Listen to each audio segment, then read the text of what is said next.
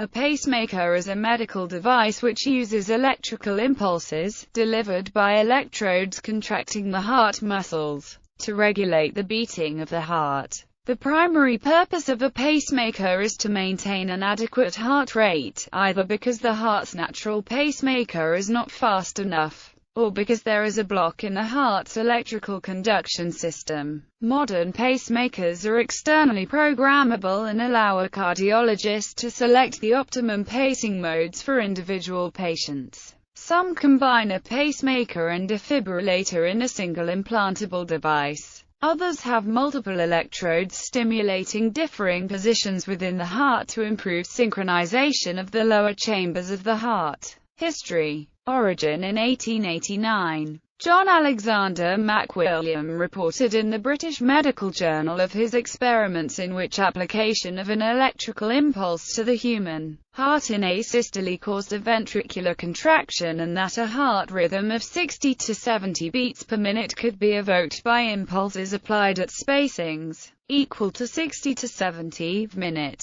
In 1926, Dr. Mark C. Lidwell of the Royal Prince Alfred Hospital of Sydney, supported by physicist Edgar H. Booth of the University of Sydney, devised a portable apparatus which plugged into a lighting point, and in which one pole was applied to a skin pad soaked in strong salt solution, while the other pole consisted of a needle insulated except at its point, and was plunged into the appropriate cardiac chamber. The pacemaker rate was variable from about 80 to 120 pulses per minute, and likewise the voltage variable from 1.5 to 120 volts. In 1928, the apparatus was used to revive a stillborn infant at Crown Street Women's Hospital, Sydney, whose heart continued to beat on its own accord at the end of 10 minutes of stimulation. In 1932, American physiologist Albert Hyman, working independently, described an electromechanical instrument of his own, powered by a spring-wound hand-cranked motor. Hyman himself referred to his invention as an artificial pacemaker, the term continuing in use to this day. An apparent hiatus in publication of research conducted between the early 1930s and World War II may be attributed to the public perception of interfering with nature by reviving the dead. For example, Hyman did not publish data on the use of his pacemaker in humans because of adverse publicity, both among his fellow physicians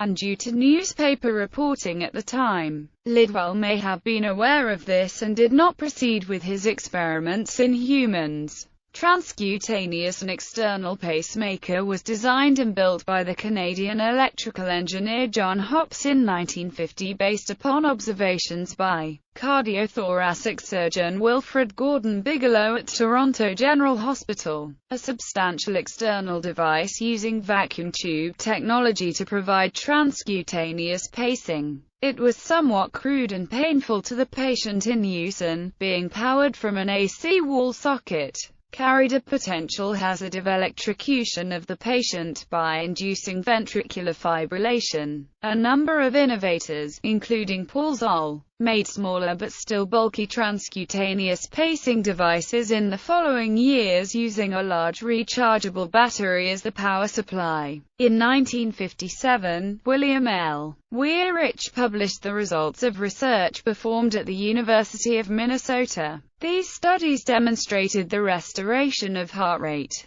cardiac output and mean aortic pressures in animal subjects with complete heart block through the use of a myocardial electrode. In 1958, Colombian Dr. Alberto Bejarano-Lavida and Colombian electrical engineer George Reynolds Pombo constructed an external pacemaker, similar to those of Hopps and Zoll, weighing 45 kilograms and powered by a 12-volt car lead-acid battery, but connected to electrodes attached to the heart. This apparatus was successfully used to sustain a 70-year-old priest, Gerardo Flores. The development of the silicon transistor and its first commercial availability in 1956 was the pivotal event which led to rapid development of practical cardiac pacemaking. Wearable in 1958, engineer Earl Bakken of Minneapolis, Minnesota, produced the first wearable external pacemaker for a patient of C. Walton Lilly High. This transistorized pacemaker, housed in a small plastic box, had controls to permit adjustment of pacing heart rate and output voltage and was connected to electrode leads which passed through the skin of the patient to terminate in electrodes attached to the surface of the myocardium of the heart. One of the earliest patients to receive this Lucas pacemaker device was a woman in her early 30s in an operation carried out in 1964 at the Radcliffe Infirmary in Oxford by cardiac surgeon Dr. Alf Gunning from South Africa and later Professor Gunning, who was a student of Dr. Christiaan Barnard. This pioneering operation was carried out under the guidance of cardiac consultant Dr. Peter Slight at the Radcliffe Infirmary in Oxford and his cardiac research team at St. George's Hospital in London. Dr. Slight later became Professor of Cardiovascular Medicine at Oxford University. Implantable. The first clinical implantation into a human of a fully implantable pacemaker was in 1958 at the Karolinska Institute in Solna, Sweden, using a pacemaker designed by Rune Elmqvist and surgeon Åke Senning, connected to electrodes attached to the myocardium of the heart by thoracotomy. The device failed after 3 hours. A second device was then implanted which lasted for 2 days. The world's first implantable pacemaker patient, Arne Larsson, went on to receive 26 different pacemakers during his lifetime. He died in 2001, at the age of 86, outliving the inventor as well as the surgeon. In 1959, temporary transvenous pacing was first demonstrated by Seymour Furman and John Schwedel, whereby the catheter electrode was inserted via the patient's basilic vein. In February 1960, an improved version of the Swedish Elmqvist design was implanted in Montevideo, Uruguay in the Casmu 1 hospital by Drs. Orestes Fiondra and Roberto Rubio. That device lasted until the patient died of other ailments. 9 months later, the early Swedish-designed devices used rechargeable batteries, which were charged by an induction coil from the outside. It was the first pacemaker implanted in America. Implantable pacemakers constructed by engineer Wilson Greatbatch entered use in humans from April 1960 following extensive animal testing. The Greatbatch innovation varied from the earlier Swedish devices in using primary cells as the energy source. The first patient lived for a further 18 months. The first use of transvenous pacing in conjunction with an implanted pacemaker was by Per Sonnet in the USA, Lagergren in Sweden and Jean-Jacques Welty in France in 1962–63. The transvenous, or pervenous, procedure involved incision of a vein into which was inserted the catheter electrode lead under fluoroscopic guidance, until it was lodged within the trabeculae of the right ventricle. This method was to become the method of choice by the mid-1960s. Cardiothoracic surgeon Leon Abrams and medical engineer Ray Lightwood developed and implanted the first patient-controlled variable-rate heart pacemaker in 1960 at Birmingham University. The first implant took place in March 1960, with 2 further implants the following month. These 3 patients made good recoveries and returned to a high quality of life. By 1966, 56 patients had undergone implantation, with 1 surviving for over 5.5 years. Lithium Battery. The preceding implantable devices all suffered from the unreliability and short lifetime of the available primary cell technology, which was mainly that of the mercury battery. In the late 1960s, several companies, including Marko in the USA, developed isotope-powered pacemakers. But this development was overtaken by the development in 1971 of the lithium iodide cell by Wilson Greatbatch. Lithium iodide or lithium anode cells became the standard for future pacemaker designs.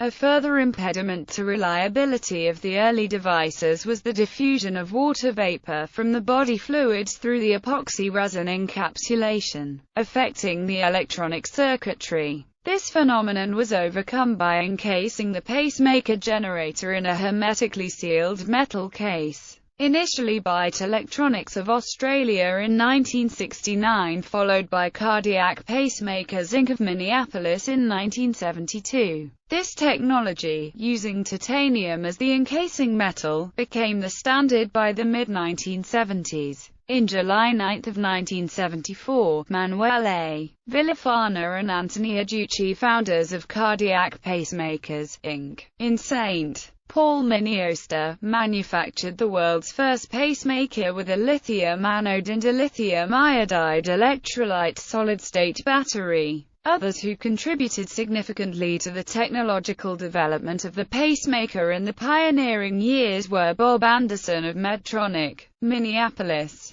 J. G. Davies of St. George's Hospital, London, Barry Berkowitz and Sheldon Tyler of American Optical, Jeffrey Wickham of Electronics Australia, Walter Keller of Cordis Corp. Of Miami, Hans Thornander, who joined previously mentioned Rune Elmquist of Ellemusconanda in Sweden, Jan Willem van den Berg of Holland and Anthony Adducci of Cardiac Pacemakers Inc. Intracardial. In 2013, multiple firms announced devices that could be inserted via a leg catheter rather than invasive surgery. The devices are roughly the size and shape of a multivitamin, much smaller than the size of a traditional pacemaker. Once implanted, the device's prongs contact the muscle and stabilize heartbeats. Engineers and scientists are currently working on this type of device. In November 2014, a patient, Bill Pike of Fairbanks, Alaska, received a Medtronic micro-pacemaker in Providence St. Vincent Hospital in Portland, Oregon. Dr. D. Randolph Jones, MD, was the EP doctor. In 2014, also St.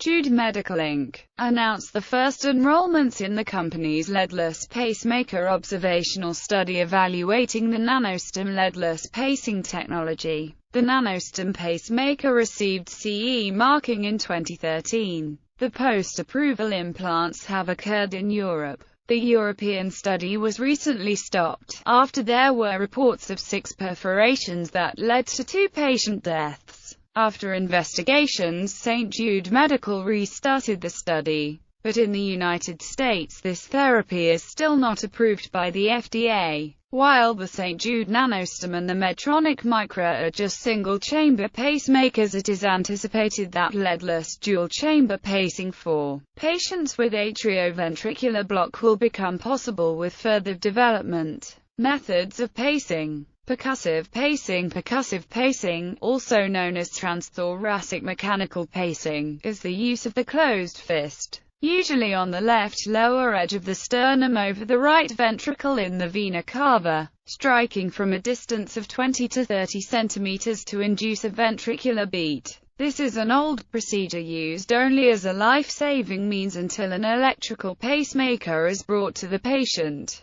Transcutaneous pacing, also called external pacing, is recommended for the initial stabilization of hemodynamically significant bradycardias of all types. The procedure is performed by placing 2 pacing pads on the patient's chest, either in the anterior, lateral position or the anterior, posterior position. The rescuer selects the pacing rate, and gradually increases the pacing current until electrical capture is achieved, with a corresponding pulse. Pacing artifact on the ECG and severe muscle twitching may make this determination difficult. External pacing should not be relied upon for an extended period of time. It is an emergency procedure that acts as a bridge until transvenous pacing or other therapies can be applied. Epicardial pacing. Temporary epicardial pacing is used during open heart surgery should the surgical procedure create atrioventricular block. The electrodes are placed in contact with the outer wall of the ventricle to maintain satisfactory cardiac output until a temporary transvenous electrode has been inserted. Transvenous pacing. Transvenous pacing, when used for temporary pacing, is an alternative to transcutaneous pacing. A pacemaker wire is placed into a vein, under sterile conditions, and then passed into either the right atrium or right ventricle. The pacing wire is then connected to an external pacemaker outside the body. Transvenous pacing is often used as a bridge to permanent pacemaker placement. It can be kept in place until her permanent pacemaker is implanted or until there is no longer a need for a pacemaker and then it is removed. Subclavicular pacing. Permanent pacing with an implantable pacemaker involves transvenous placement of one or more pacing electrodes within a chamber, or chambers, of the heart, while the pacemaker is implanted inside the skin under the clavicle. The procedure is performed by incision of a suitable vein into which the electrode lead is inserted and passed along the vein, through the valve of the heart, until positioned in the chamber. The procedure is facilitated by fluoroscopy, which enables the physician to view the passage of the electrode lead. After satisfactory lodgement of the electrode is confirmed, the opposite end of the electrode lead is connected to the pacemaker generator. There are three basic types of permanent pacemakers, classified according to the number of chambers involved and their basic operating mechanism. Single-chamber pacemaker. In this type, only one pacing lead is placed into a chamber of the heart, either the atrium or the ventricle. Dual-chamber pacemaker. Here, wires are placed in two chambers of the heart. One lead paces the atrium and one paces the ventricle. This type more closely resembles the natural pacing of the heart by assisting the heart in coordinating the function between the atria and ventricles. Rate-responsive pacemaker. This pacemaker has sensors that detect changes in the patient's physical activity and automatically adjust the pacing rate to fulfill the body's metabolic needs. Basic function. Modern pacemakers usually have multiple functions. The most basic form monitors the heart's native electrical rhythm. When the pacemaker does not detect a heartbeat within a normal beat-to-beat time period, it will stimulate the ventricle of the heart with a short low-voltage pulse. This sensing and stimulating activity continues on a beat-by-beat basis. The more complex forms include the ability to sense or stimulate both the atrial and ventricular chambers. From this, the basic ventricular on-demand pacing mode is VVI, or with automatic rate adjustment for exercise VVIR. This mode is suitable when no synchronization with the atrial beat is required, as in atrial fibrillation. The equivalent atrial pacing mode is AAI or AAIR, which is the mode of choice when atrioventricular conduction is intact but the natural pacemaker, the sinoatrial node, is unreliable. Sinus node disease or sick sinus syndrome, where the problem is atrioventricular block. The pacemaker is required to detect the atrial beat and after a normal delay trigger a ventricular beat. Unless it has already happened, this is Vdd mode and can be achieved with a single pacing lead with electrodes in the right atrium and ventricle. These modes, AAIR and Vdd, are unusual in the US but widely used in Latin America and Europe.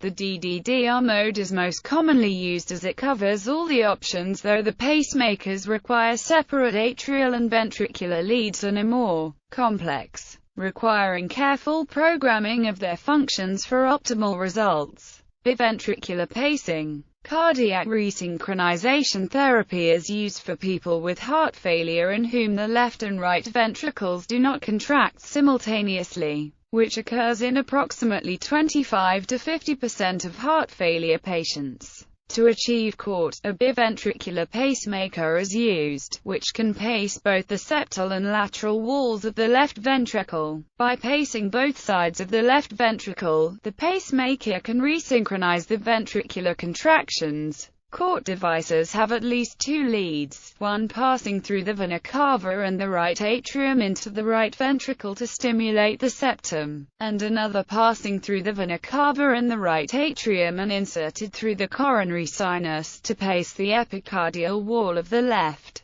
ventricle. Often, for patients in normal sinus rhythm, there is also a lead in the right atrium to facilitate synchrony with the atrial contraction. Thus, timing between the atrial and ventricular contractions, as well as between the septal and lateral walls of the left ventricle, can be adjusted to achieve optimal cardiac function. CORT devices have been shown to reduce mortality and improve quality of life in patients with heart failure symptoms, or LV ejection fraction less than or equal to 35% and QRS duration on EKG of 120 milliseconds or greater. Biventricular pacing alone is referred to as CORT-P. For selected patients at risk of arrhythmias, CORT can be combined with an implantable cardioverter defibrillator. Such devices, known as CORT-D, also provide effective protection against life-threatening arrhythmias.